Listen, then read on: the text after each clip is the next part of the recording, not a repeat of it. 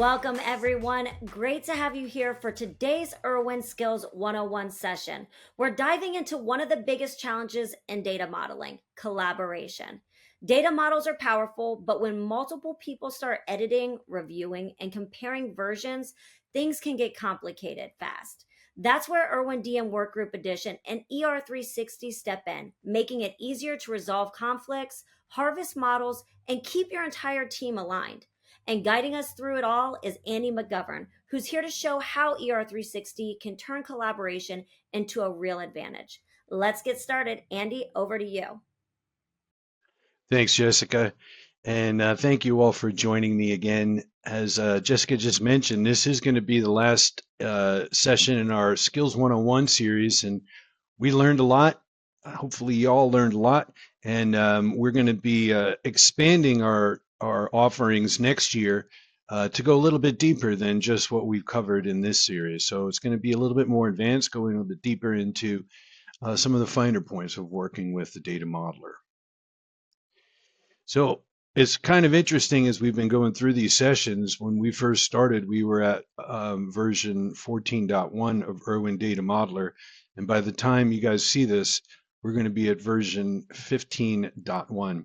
And shortly after that, we're going to have 15.2 out by the end of the year. So what we'll be showing you next year is going to be, it's going to look different. It's going to have different features, but we're going to be expanding on what we've covered in the sessions so far this year.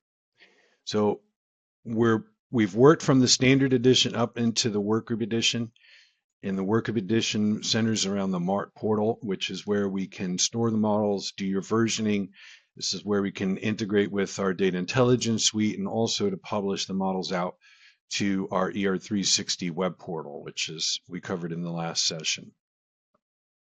So today, our last session is about collaborate, and we're going to talk about how we can work with models in the Workgroup Edition to create different versions, how we resolve conflict resolution when we're doing this collaborative modeling, how we can compare different versions in the Workgroup Edition, the methods by which models are harvested into ER360, capabilities available to end users in ER360, and finally utilizing ER360 to enhance team collaboration.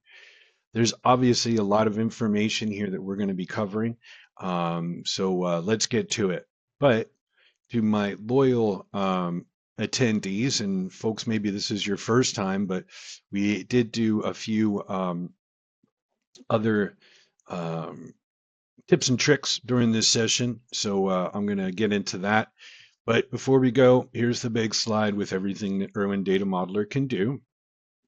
And then the I love you slide, just to give you an idea as to what we support. As of today, Erwin Data Modeler supports over 33 data structures natively, which means we can reverse engineer, forward engineer, complete compare, and shift from one target database to another. And then we also have about 140 or so import bridges that we can use to bring in from other modelers or other sources. So we're back to where we left off. And where we left off was talking about the Workgroup Edition. This is the basic architecture, and we've been discussing the data modeler, which runs on Windows or Macs on OS X. That is going to be the component that does your reverse engineering, forward engineering, complete compare, and then also to convert to a different target data system. All of these models are stored in the Erwin Mart, and then they could be presented out to ER360. All of this can be integrated with any of your security protocols and Active Directory information that you require. All right, here's a quick tip and trick. As a matter of fact, I have two. So I forget which session it was. I think it was 2 sessions ago. I provided you guys with a name standard mapping or naming standard mapping. And if you applied it to a model, or if you applied it and you got something like you see here towards the lower left-hand corner with representative 7, say a structure, that is not a word in any language, I'm pretty confident. So In order to rectify that, what you're going to do is in the naming standard that you have in your model, we're going to expand basically the trigger for this, or make it more not expand, make it more refined, where we're going to just look for the whole words in order to make this work correctly. So we set that to whole words only, and then we set it to keep it as active and physical to logical. When we hit close here, it's going to change it to 2 words that are readable in English, reporting structure. So quick tip, if you're working on an NSM and it's not coming back and translating as you would expect, check to make sure that your whole words or whole names are used. It's a fine art if you guys have ever done any sort of event matching and that sort of stuff. Okay, so that's the first thing. And then the second thing is going to address what comes up on every single call that we have. Can I see those objects? And as I've mentioned before in previous sessions, it's not necessarily feasible in order to be able to make everything super readable. For these sessions, what I'm doing is I'm going through and showing you the mechanics of how to interact with the models, not necessarily the details that are in the diagrams themselves. But in the interest of requests and in the interest of helping you make these models a little bit more usable and readable for your end users, I'm going to show you how you can take the conceptual diagram and make the text a little bit bigger. All right, so it may be in a different place in your workspace, but when you select the objects in a diagram, there's going to be a font selector and a size selector. So when I selected all of the entities in this conceptual diagram, it highlighted them, and now I can see that they're all set to Microsoft Sans 10. If I change that to Microsoft Sans 24, it's going to make everything bigger, but it's also going to make the layout get all honked up. So again, going back to the sessions that we've had earlier, in order to rectify this, you all know what to do, right? You're going to go to the diagrams. We're going to set it as hierarchical. That's going to help everybody lay themselves out nicely. And then we set zoom model to fit the window, and that's going to bring us right back to where we are, right?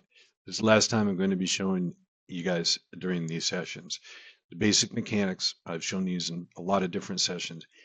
Just use it because you will get lost. I don't want you to get frustrated. Hit your layouts and then zoom out. And I would like this to be a different color, but we don't have that quite yet. So this is where you bring everything out.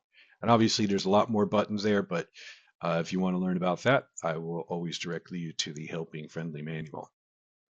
All right. So let's get to the heart of our session today, concurrent modeling. So what we've seen earlier with the data modeler, and we're talking about the standard edition, we're just going to be able to create a model. And if we want to create versions, we basically have to save it off as a full file with a prefix or a suffix representing that. All right. So now what we're going to talk about is a model that lives in the MART and that we want to do versioning of. And we also want to prepare this to facilitate our complete compare actions. So within here, we're going to go into tools and then the options for this session. And this is going to be specific to my session. We go to tools, options, MART, and then we're going to select bypass difference reconciliation dialog if there are no conflicts. Basically, if there are no conflicts, just merge everything together. This is going to pop up the conflicts with the legendary yellow icon, and we're going to see that in action today. So that's the first thing you want to do. Now, we can also merge our models through here and show how these the comparison between the two models that are set within here. All right, now what we're going to do is we're going to set our merge settings in conjunction with the MART. So in the MART setting, and they do have to be activated and connected to the MART in order to make these changes. Click on merge, And this is where we're going to, what I'm actually going to do is show you how you can use a custom set to look at just tables and changes in your tables as opposed to all the different objects that are in there. So in Merge, you can read about the overview. We're going to go straight down to the type selection, and at the database level, you'll notice that the speed option set is set there by default. What I'm going to do is we're going to create a new option set that is specific to tables only. So in order to do that, we're going to deselect all of the objects that are there now. And then we're just going to select table. And then from here, we're going to save this locally, table only XML. And the next time I run a reverse engineer, if I just want to see the differences between the tables, this is the option set that I'll use. Keep in mind, all of these objects can be compared, and it can get very intense, the comparison level here. So in order to make this work faster in a compare scenario, you want to use a lighter option set. This will actually see the difference between, it will see a pixel difference in the positioning of an object, and that's not something we're necessarily interested in. So this will, when you do complete compare, only focus on the differences between the two tables. And then the final step that we're going to have in here is we're going to set exclude unaligned objects and exclude unaligned objects in the left model and in the right model. This is going back to the fact that you can look at the different pixelization. If it's off by 1 pixel, it'll show that it's a difference. And again, that's not something we're necessarily interested in. Okay. So once you have this, it's going to be stored locally. We're going to hit close. And now we're actually going to do some concurrent modeling. Okay. So first thing we're going to do here is we're going to have a user who's going to log into the MART. And Trace is going to log in, and she is connected successfully. And then she's going into the MART tab, opening a MART, and going to the Skills 101 model, Model 1. And by default, it goes to version 1, or sorry, by default, it goes to version 7. And Andres was the person who worked on that. Okay, so now this model is going to be opened. This is an online MART model. You can see that at the bottom, and it's been opened by Andresa. Andresa is the one who's using this. And up at the top, we can see that this is Skills 101 Model 1 coming from the MART library. And this is version 7, and we're actually looking at the physical diagram for this model. Andresa is using a different background, a colorful background. This is to illustrate the difference between the other modeler who's going to be opening up the exact same model and the exact same version, version 7. Okay, so now Andresa has this open. And then we also have Terry has opened the exact same model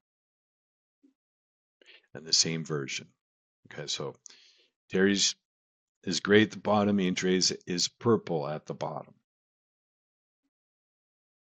So now, Andresa is working on version 7 of the model. In the book table, she's going to make a change. She's going to make a change. The book name is going to be changed to varchar 10, and the book note is going to be changed to varchar 20. And now, Andresa is going to save this. It's going to create version 8 in the repository, and then she puts a note in here stating the changes that she's made. She changed the book name to varchar 100 and book note to varchar 200, and then she hits save. The model is going to go into the repository as version 8. It's going to grab those deltas and incorporate them so that you can see the difference between version 7 and version 8. It is now completed. It's saved into the repository, and we can see at the top there it is at version 8.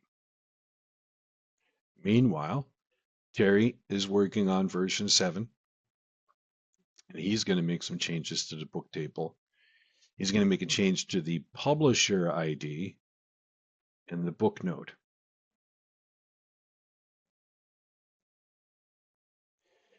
Now, when Terry saves,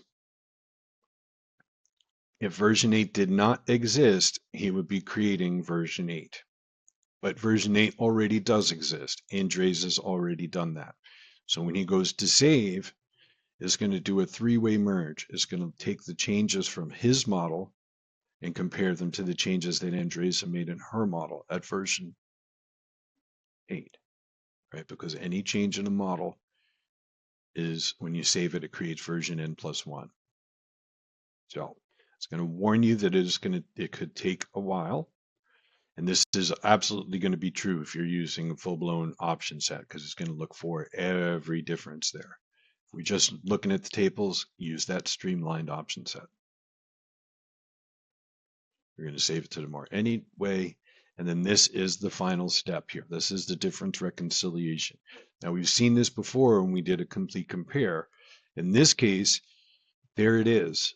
You may have spotted it already. The legendary yellow icon indicating a conflict. So what we're seeing here is basically the differences that have come about. And this is in this reconciliation page, we can run a report and generate these, and we can rectify. In most cases, it's going to be for the reporting. So we know that the book name value is not the same. That's all right, because Andresa made that change. The book type, I made that change. That value doesn't exist in the production model. And book note is showing that the values there do not match. And again, the legendary yellow icon. These arrows are going to allow you to move objects from one model to the other. We saw that earlier with complete compare. So in this case, what I'm going to do is I am going to rectify the changes with the book name and book type, right? So I'm changing book name to varchar 100, right? And then book type is going to go to varchar 9. I think I set it at. But book note, I'm not going to make those changes because there's a conflict. And I'll get with Andresa, and then she will tell me that I am wrong, and I will start with a new version. So that's your conflict resolution model with confidence. You're not going to be introducing conflicts there. So now on we go into comparing model versions. So as we saw earlier, Andres was working on version 7, and then she created version 8. Those versions are going to be visible in the catalog manager. So in the Mart tab, you go to catalog manager. Mart, there's our skills 101 model.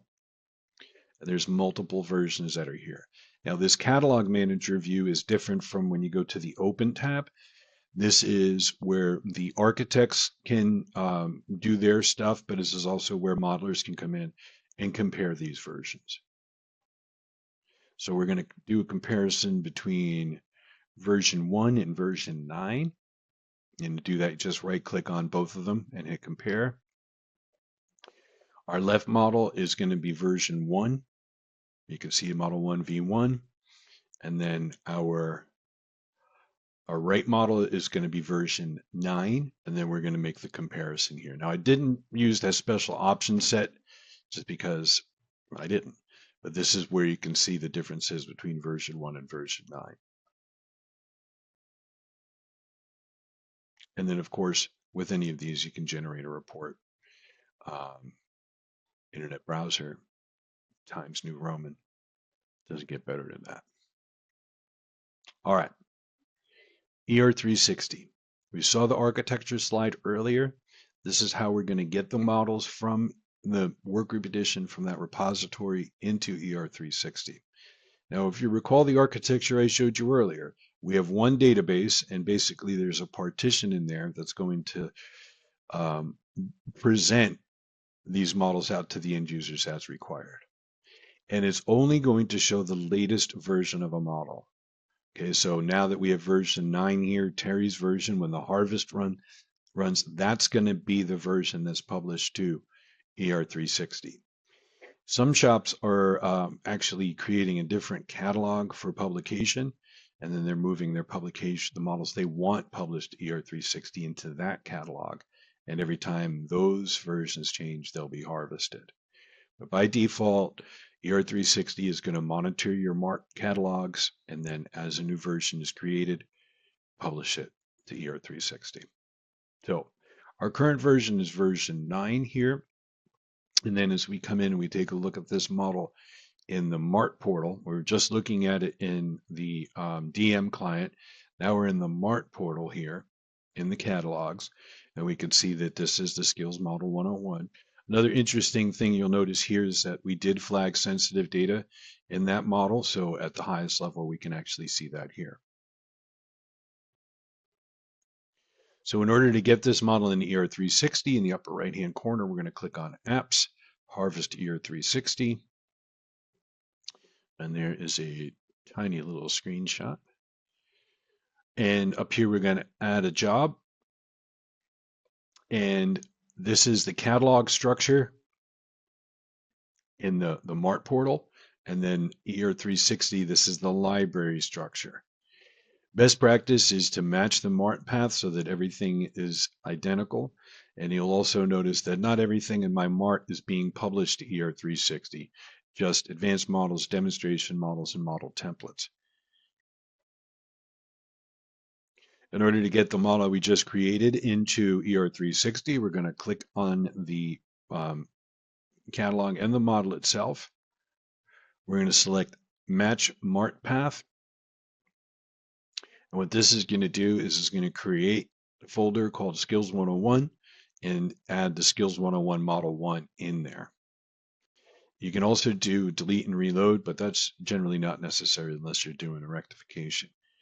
From here, you're going to give it a job name, your job interval.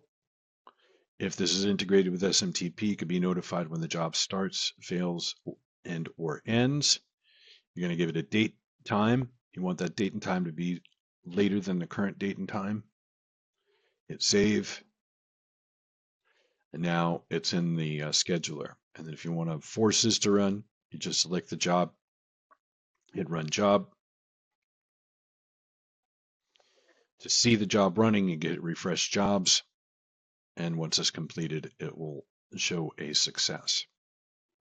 So now that model has gone into ER360 and it has created the catalog Skills 101.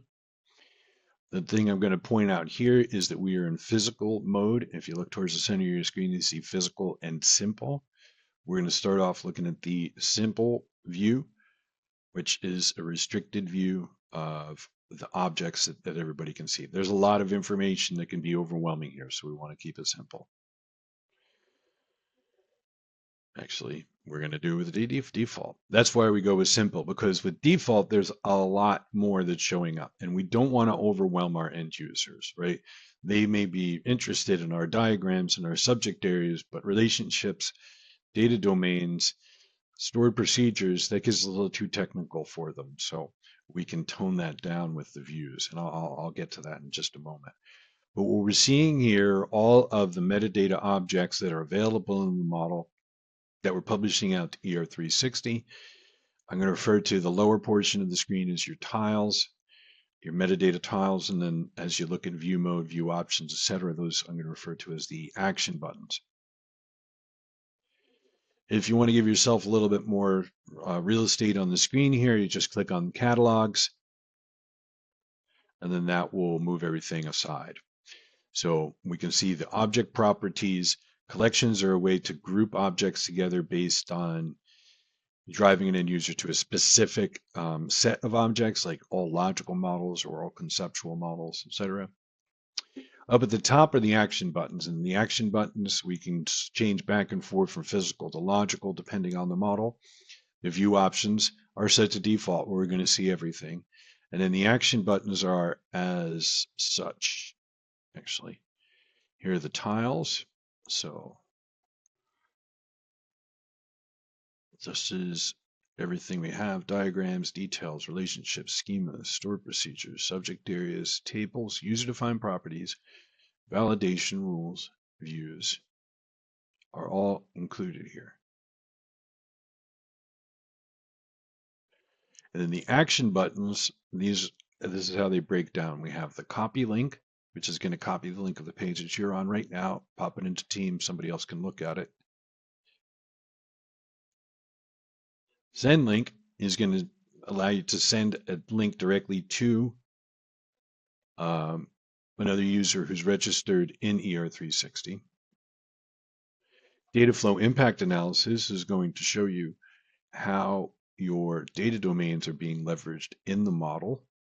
It's not going to show you connections between models, but this will show you that, for instance, the date time domain is being used in these specific columns in these tables.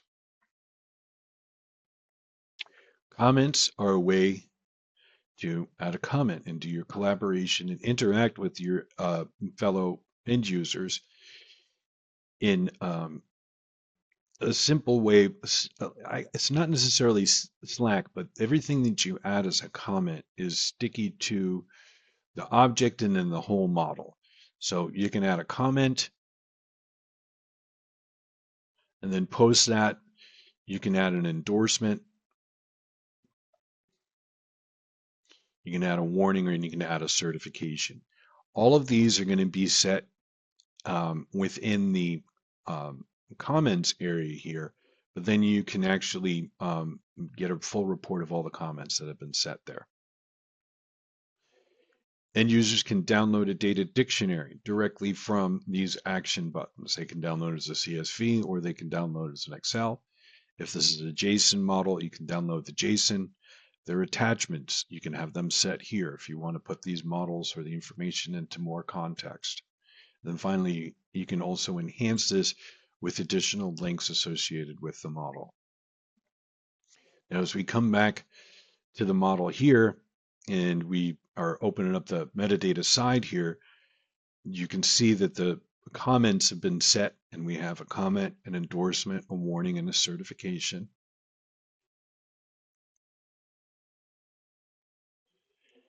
And now as we come back and we change our view to simple,